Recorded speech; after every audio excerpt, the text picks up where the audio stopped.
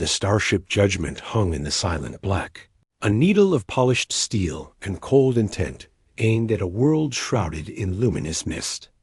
On its command deck, the soldier stood at perfect attention, his gray uniform devoid of insignia. He was a tool, sharpened over decades of covert war, and his designation was irrelevant. To the Galactic Concord, he was simply the operative. His target was the dread of Galaxies. The briefing had been unequivocal. The being known as the Dread was a blight, a planet killer, a devourer of civilizations. Sensor ghosts and survivor testimonies painted a picture of impossible scale and malice. Whole fleets vanished in her nebulous embrace. The Concord, in its desperation, had turned to its most refined weapon, him. The drop was a silent fall through the vibrant atmosphere of the hidden world. His pod breached the canopy of crystalline trees that sang in the wind, settling on a patch of moss that glowed softly. The air was rich, sweet with unknown pollens. This was no blasted fortress world. It was alive and beautiful in a way that hurt. He moved with practiced silence, sensors scanning for the massive energy signatures the briefings promised. He found only tranquility. And then he found the garden dot. It was a clearing where the crystal trees formed a natural colonnade, and in the center, amid flowers that pulsed with gentle light, a figure sat. She was tall, her form seemingly woven from the same nebulous energy that shrouded the planet, but contained, serene. Stars seemed to drift within the outline of her hair.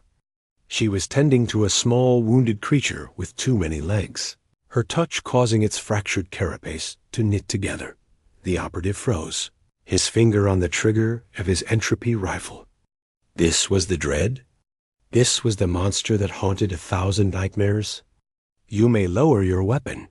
Her voice was not a sound, but a resonance in his very bones, calm and deeply weary. It is unnecessary. I felt your ship's anger the moment you pierced my sky. He did not lower the rifle. You are the entity designated the Dread. She looked up, and her eyes were galaxies viewed from within. I am called that. I have had other names: Caretaker, Weeper, last daughter of the first song. She returned her attention to the creature, which scurried away whole. They sent you to kill me. Yes. Why today? They have feared me for centuries. The Concord fears your power, your unpredictability. You are a threat to order. A sigh seemed to ripple through the clearing. Order? They mean their order. The order that strips worlds bare and calls it progress. The order that saw my children, the luminal blooms, and called them a resource to be mined to extinction. She stood, and the operative tensed. She was immense, not just in physicality, but in presence. I showed them the bloom song, the way it wove ecosystems together. They heard only a power source. When they fired their harvesters, I stopped them. I wrapped their fleet in a nebula of grief and gently set them back on their path, far from here. This they call an act of war. The operative's mind, trained for absolutes, recoiled. The briefing vids showed the Eclipse fleet being torn apart. Not gently set back. Every encounter, she continued, walking toward a pool of liquid starlight. Every time they come with weapons, I disarm them. I send them home. I have never taken a life. But fear is a fertile soil. It grows monstrous legends well. The planet Kiresh, he stated, a core piece of the indictment, was dying. Its star was going nova centuries before its time. I moved it. The gravitational tides damaged their orbital platforms, yes. I did not know a species lived in those metal shells. I saved the biosphere, the true life of the world. The builders of the platforms were evacuated by their own kind. Though that part is omitted from your records, I see. Piece by piece, the architecture of her dreadfulness crumbled, not under assault, but under the quiet weight of truth. He had seen Concord propaganda before. The logic was flawless, but it was a flawless logic built on missing foundations. "Why do you not speak?" he asked, his voice harsh. "Why not tell them? To those who see a monster, explanation is just a clever roar. And I am so very tired." She looked at him, truly looked, and he felt transparent. "You are different. Your mind is a locked box, but the key is inside. You question. That is why they chose you, and that is why you have not yet fired." His rifle felt suddenly heavy, an artifact of a poisonous faith. The mission parameters glowed in his mind's eye, neutralized the existential threat. But the existential threat was watering flowers, her starlight tears healing the moss where they fell. "What do you protect here?" he asked, gesturing to the world. "A memory," she said. "A library. Not of data, but of songs. The songs of species the galaxy has forgotten, swallowed by that order. The last echoes of cultures the Concord deemed inefficient. I am their curator. This world is an archive of lost beauty. They would erase it, simply because they do not understand its melody." The operative thought of his own world, standardized, regimented, its old languages and customs faded under Concord efficiency.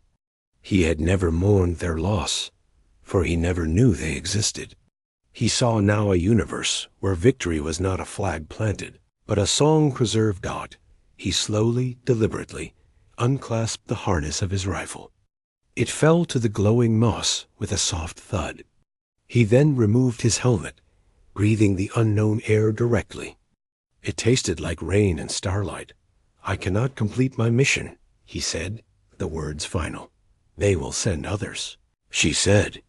"Less curious ones. They will come with planet breakers, not a single soldier.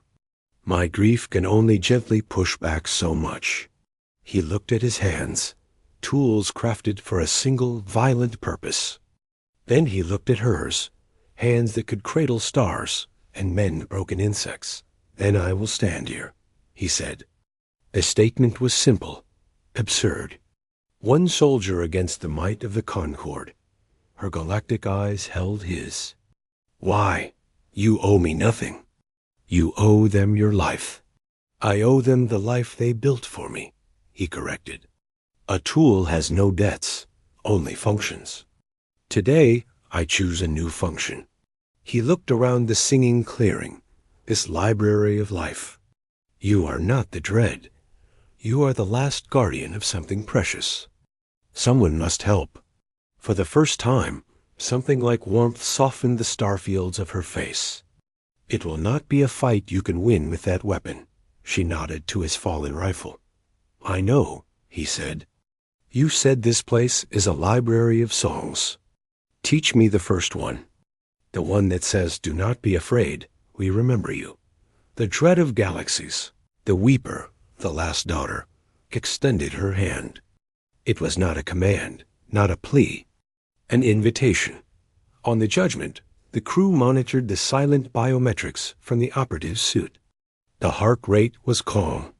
The neural readings showed atypical, peaceful patterns. Then all signals ceased. The mission log auto-updated with a final clipped entry from his helmet feed, transmitted seconds before deactivation. Target not as described. Mission compromised. Stand by. They interpreted it as a warning, a prelude to heroic death. They prepared to relay the news of failure to the Concord and to request a broader, more final solution. Below, in the glowing clearing, the former operative sat beside the being he was sent to kill. His voice, unused to anything but reports and acknowledgments, was rough and halting as he tried to mimic the strange, resonant syllables she taught him. It was the song of the first sunrise, a melody from a world that had been dust for millennia. It was not a song of power or of defiance. It was a song of remembrance, gentle and enduring. And as he sang, the crystalline trees around them brightened, their chorus harmonizing with his clumsy notes, weaving his voice into the archive of the lost. He was no longer a weapon of the Concord.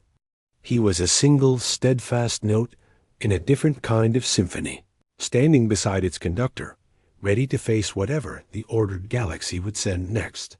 His war was over. His purpose had just begun.